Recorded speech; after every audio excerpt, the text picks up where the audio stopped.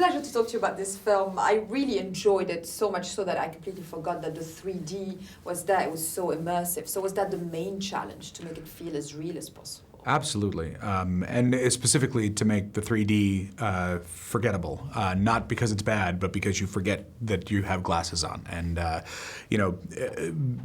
3D can pull you out of a movie, and just in the same way that bad performances and unrealistic dinosaurs and sets that don't feel real and everything. And so on every different level, the challenge of this movie was to make this feel like an organic, real environment with living creatures that have depth and volume.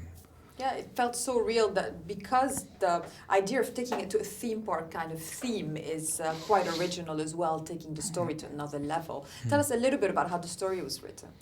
Well, this is all based on a story by Steven Spielberg, and that sounds like a very daunting idea, but it actually gave us great freedom to create something that ultimately feels very much our own, but it was his idea to have a park that was open and fully functional, and to have a character that can train raptors and is trying to communicate with them and learn from them, and also to have a dinosaur that escapes a genetically modified monstrosity that threatens everybody in the park, and so to have those three pillars as storytellers to be able to build the rest of our castle on was a great privilege. How exciting is the technology now? I mean, you can basically build anything that make it feel real as well. So it's the right time to do those types of films, isn't it?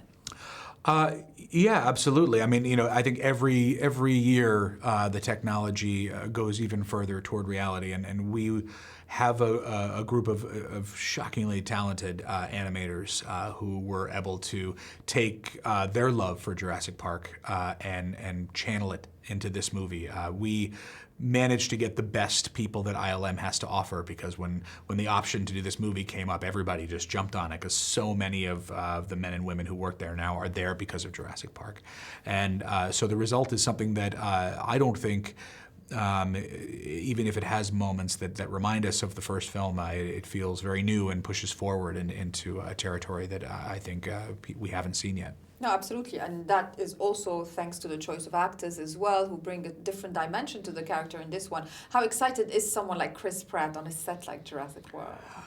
He's a lot funnier in real life than I think his character was permitted to be in the context of what was happening. And he is funny in the film, but in ways that are appropriate based on the reality that it is a horror film and people are dying all around him. And it allowed him to do something different. And I think that Chris Pratt is very versatile, and he isn't going to be.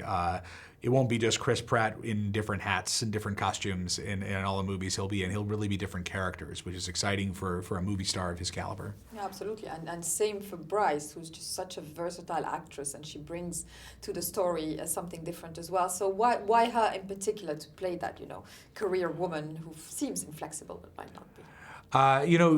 Bryce is just a great actor, and I feel like all of these movies have always chosen the great character actors of their day, or just the great actors of their time, and she fit into that mold to me that Laura Dern, Julianne Moore, and these are Oscar-nominated and Oscar-winning actors who've played the female lead in these films, and because in this film the female is literally the lead, it is her story, it begins with her and ends with her, and I needed somebody who was a woman, not a girl, and she has a gravitas to her, and she's also her face has a very classical design to it, and it helped the movie feel like something out of the 30s and the 40s, but with dinosaurs. No, absolutely, and with running with heels, which I guess is not an easy task from a female point of view. No, it is not. No, it is not. So what do you expect from this film with audiences internationally? What would you love them to enjoy the most? I would say to them that I don't consider this an American film. Jurassic Park was not an American film. It was for the whole world because dinosaurs are something that we all share. And I think that when you look at things that bind us together, there's very few things on this planet that we all have in common, and they are love and food, and I would say dinosaurs.